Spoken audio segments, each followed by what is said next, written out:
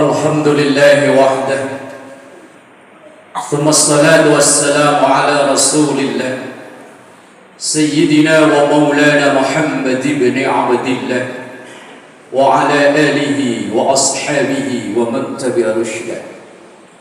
أشهد أن لا إله إلا الله وحده لا شريك له وأشهد أن سيدنا ومولانا محمدا عبده ورسوله لا نبي ورسول بعده.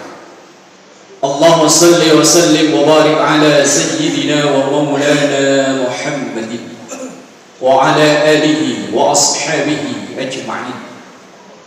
قال الله تعالى في كتابه الكريم وهو أصدق القائلين: أعوذ بالله من الشيطان الرجيم.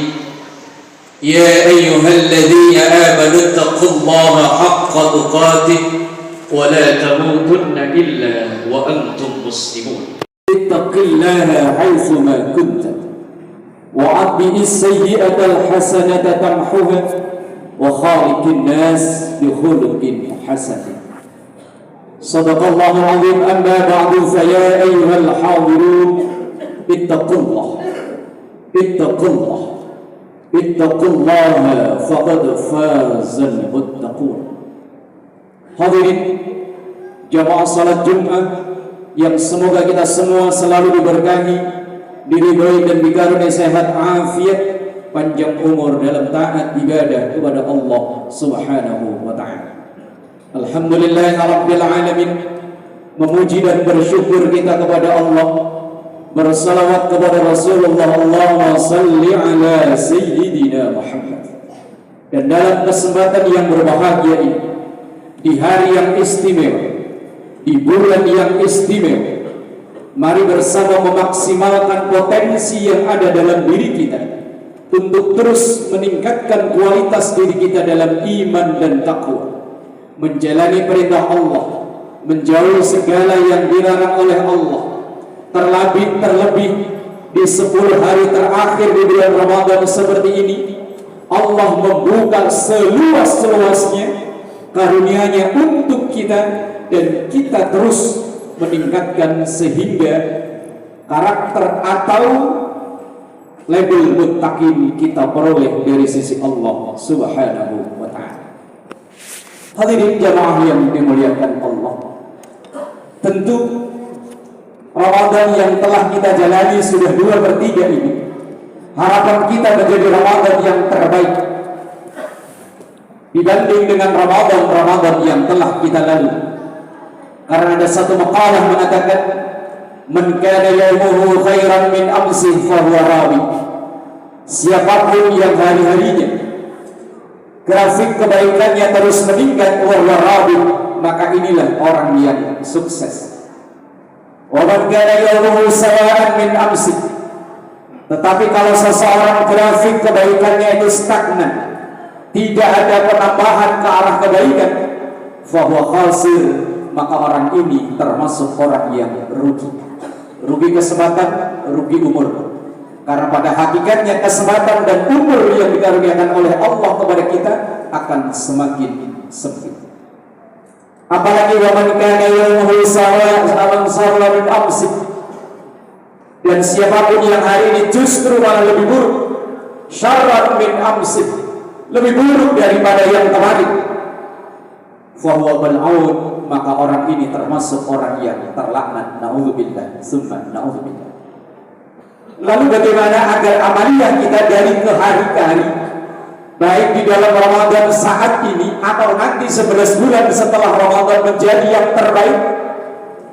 Ada seorang ulama, Al-Imam Abu Nasir Muhammad Ibrahim Samarqandi, dalam tulisannya Tambihul Ghafil, beliau mengatakan, yahtajul amalu arba'ata asya hatta yusallima, bahwa amal kita ini, baik yang mahdoh maupun yang ghairu mahdoh, akan memperoleh hasil yang terbaik, yang maksimal, apabila memenuhi 4 hal.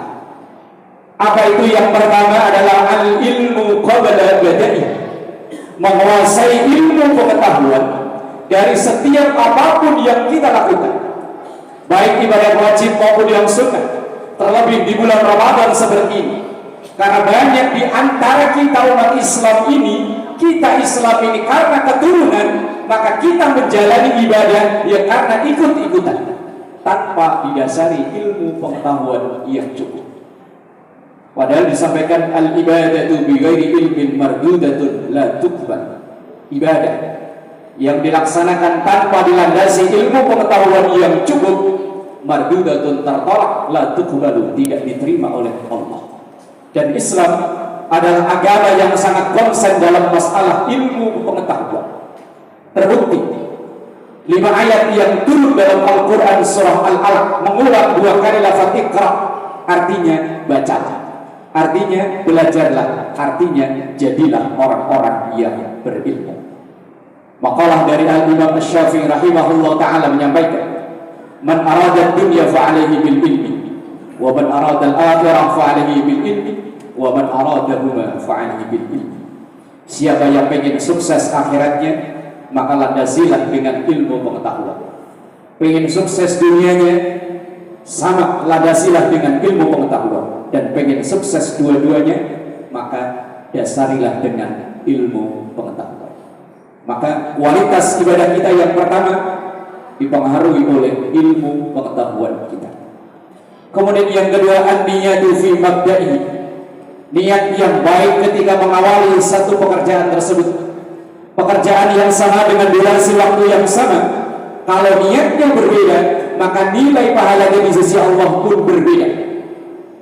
Kita ambil contoh, saat kita memasuki ruangan Masjid Raya Harapan Mulia ini, selain kita berniat untuk melaksanakan sholat Jumat dan rangkaiannya, kalau tadi kita melangkahkan kaki masuk ke sini, kita niatkan iktikaf, maka selama kita berada di dalam masjid ini ada pahala iktikaf. Dan apalagi 10 hari terakhir Ramadan, itu yang selalu dilakukan oleh Rasulullah sampai akhir hayatnya, beliau selalu iktikaf.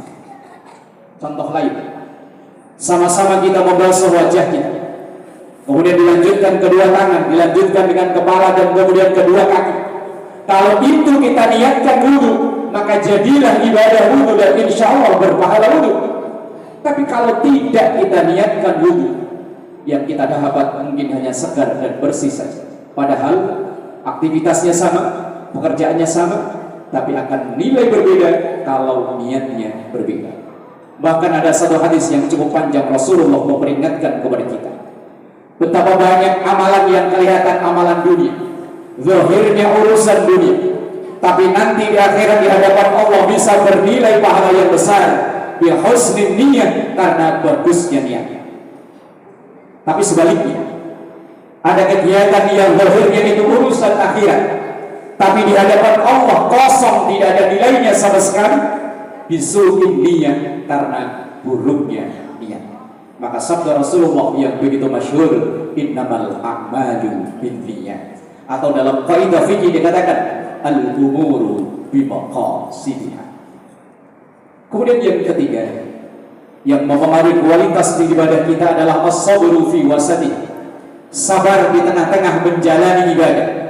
Ibadah yang durasi waktunya sebentar pun kita butuh sabar. Kita salat hanya butuh waktu beberapa menit saja, itu pun butuh sabar. Karena terbukti banyak saudara kita atau mungkin kita sendiri ketika sholat tidak sabar, buru-buru ingin selesai, sehingga tumakninahnya pun terlewatkan. Apalagi saum yang kita jalani hari ini, kita orang Indonesia butuh 14 jam. Kalaulah tidak sabar, maka puasa kita tidak akan selesai. Apalagi ibadah yang lain. Kita sebagai seorang suami, sebagai seorang kepala keluarga, ibadah terpanjang kita adalah membimbing keluarga kita untuk berada di jalan Allah dan Rasulnya. Ini ibadah terpanjang kita, maka butuh ekstra sabar. Dan yang terakhir, yang mempengaruhi kualitas ibadah kita, bahkan ini menjadi penentu, adalah al-ikhlas inda firaghi, ikhlas ketika selesai melaksanakan pekerjaan tersebut. Wa ma umiru illa liya'budullaha mukhlishina lahud-dina hunafa. Kita tidak diperintahkan untuk beribadah kepada Allah kecuali dilandasi dengan keikhlasan. Dan ikhlas itu sesuatu yang rahasia. Bahkan Al-Ghazali membahasakan sirrul asrar, rahasianya rahasia. tetapi indikasi atau tanda keikhlasan bisa kita rasakan. Yang pertama, apabila amaliyah ini kita jalani tanpa ada beban berat sedikit pun. Saat kita saum berpuasa gak ada beban berat. Saat kita qiyamul lail bangun malam, saat kita berderma berbagi dengan saudara kita, tidak ada rasa berat sedikit pun. Itu ada tanda keikhlasan dalam diri kita. Yang kedua, tanda ikhlas itu ketika kita melakukan satu amaliyah, baik yang mahdoh maupun yang ghairu mahdoh, baik yang hablum minallah maupun hablum minan nas, ada rasa kebahagiaan tersendiri dalam diri kita. Itu ada indikasi keikhlasan dalam diri kita. Saat kita bersedekah, berinfak dan lain sebagainya, kita temukan kebahagiaan di situ. Saat kita saum, saat kita bangun tengah malam qiyamul lail, ada kebahagiaan di situ. Saat kita berada di masjid seperti ada kebahagiaan tersendiri. Atau saat kita bekerja menjalani tugas dan kewajiban kita, ada kebahagiaan tersendiri, maka itu ada tanda keikhlasan dalam diri kita. Dan semoga di hari-hari terakhir Ramadan ini kita memaksimalkan untuk menjadi hamba Allah yang terbaik. Karena memang Allah menilai kita berdasarkan kualitas.